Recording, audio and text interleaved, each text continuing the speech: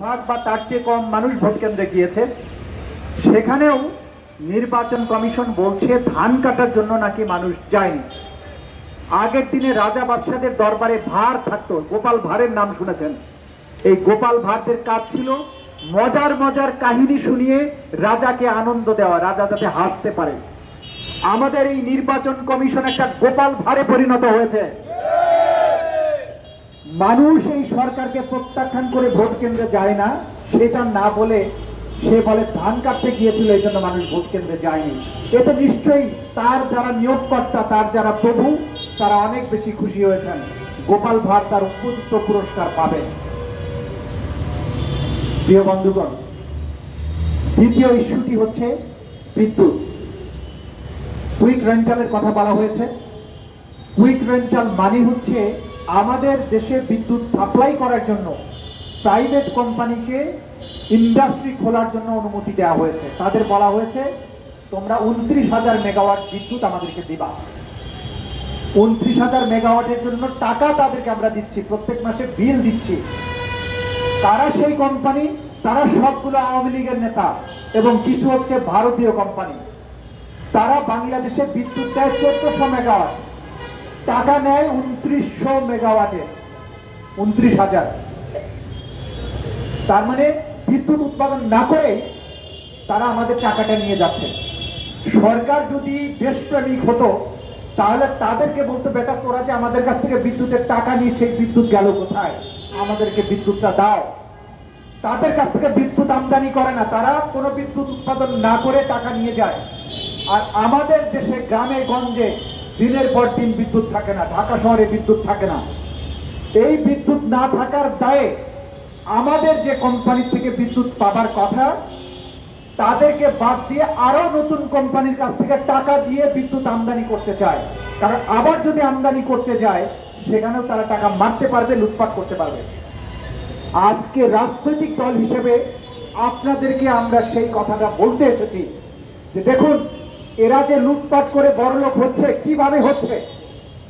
বিদ্যুতের বিল আমরা পরিশোধ করছি, তারপরেও বিদ্যুৎ না দিয়ে অতিরিক্ত বিদ্যুতের জন্য তারা বিদেশ থেকে আমদানি করার জন্য যে টাকাটা নিবে সেটা পুরোটাই তাদের পকেটে যাবে। সে কারণেই পুলিশের যে লাঠিয়াল সর্দার ছিল বেনজির, যে 1 লাখ টাকার কম বেতন পেত, তার 1400 কোটি টাকার সম্পদ, সাবানা রিসোর্ট করেছে, কত কিছু করেছে। এই প্রত্যেকটা মন্ত্রী, এমপি, নেতারা দেশের মধ্যে রিসোর্ট, বিনোদন কেন্দ্র, হোটেল, দেশের বাইরে বাড়ি ঘর এইসব করেছে। ছেলেদেরকে পাঠিয়েছে, মেয়েদেরকে পাঠিয়েছে, আমেরিকা থেকে গলফ ক্লাব কিনেছে। এইভাবে একটা রাষ্ট্রের সম্পদ যদি লুটপাট হয়ে যায় আর এই দেশের জনগণ যদি চেয়ে চেয়ে শুধু দেখেন, একদিন দেখবেন আপনার পরনের লুঙ্গিটাও এই সরকার খুলে নিয়ে গেছে। সুতরাং ইজ্জত বাঁচাতে চাইলে এই লুটেরা দুর্বৃত্তের বিরুদ্ধে আপনাকে আন্দোলনে দাঁড়াতে হবে। আমরা যদি আমাদের সন্তানদের বাঁচাতে চাই, পরিবার বর্গকে বাঁচাতে চাই, নিজের জামা কাপড় খুলে নিয়ে এই পর্যায় থেকে বাঁচতে চাই, অবশ্যই এই অপশাসন, স্বৈর শাসনের বিরুদ্ধে রুখে দাঁড়াতে হবে। অনেক বক্তৃতা হয়েছে, আমি শেষের দিকে একটা কথা বলতে চাই। এত সব দুর্বৃত্তপনার মধ্যেও প্রকৃত বাংলাদেশ কি, সেই চেহারা আওয়ামী লীগ দেখেনি। গত পরশুদিন আমাদের যে পাইলট, আপনারা জানেন রাশিয়া থেকে ইয়াক নামের প্রশিক্ষণ বিমান এনে পাইলটদের ট্রেনিং দেয়। 16টা বিমান এনেছিল রাশিয়া থেকে পুরানো আমলে। তার মধ্যে ইতিমধ্যেই 4টা ধ্বংস হয়েছে এবং 4টার মধ্যে আমাদের 6 জন পাইলট মারা গিয়েছে। আর যে বাকি কয়েকটা বিমান আছে, এগুলো দিয়ে যদি প্রশিক্ষণ দেওয়ানো হয় তাহলে বাংলাদেশের সবচাইতে মেধাবী পাইলটগুলোর জীবনহানির আশঙ্কা আছে। এই জায়গায় আসিম জাওয়াদ নামে যে পাইলট গতকাল পরশুদিন শহীদ হয়েছে, তিনি কিন্তু চাইলে বিমানে যখন আগুন লেগেছিল তিনি প্যারাসুট দিয়ে ঝাঁপ দিতে পারতেন। তিনি তার সহকারী পাইলটকে বলেছে আপনি আগে ঝাঁপ দেন, আমি বিমানটা কন্ট্রোল করার চেষ্টা করি, তা না হলে বিমানটা চট্টগ্রাম বন্দরের উপরে গিয়ে পড়তে পারে। বাংলাদেশের বন্দরে আগুন লেগে গিয়ে রাষ্ট্রের অনেক ক্ষতি হবে, গ্রামের উপরে গিয়ে পড়লে অনেক মানুষ নিহত হবে। আমার জীবন থাকতে আমি এটা হতে দেব না। সেজন্য সহকারী পাইলট প্যারাসুট দিয়ে ঝাঁপ দিয়েছে। উনি শেষ মুহূর্ত পর্যন্ত চেষ্টা করেছেন। তারপরে বিমান যখন সাগরের উপরে গিয়েছে তখন তিনি ঝাঁপ দিয়েছেন।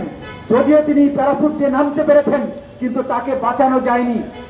যে যুবক পাইলট আসিম জাওয়াদ জীবনের বিনিময়ে বাংলাদেশের মানুষের জীবন বাঁচাতে চেয়েছেন, বাংলাদেশের বন্দর বাঁচাতে চেয়েছেন, সম্পদ বাঁচাতে চেয়েছেন, এই আসিম জাওয়াদরা হচ্ছে প্রকৃত বাংলাদেশ।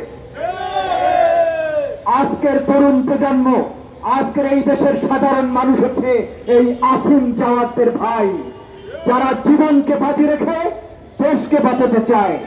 লুটপাট করে মনে করেছেন আঙ্গুল ফুলে কলাগাছ হয়েছেন।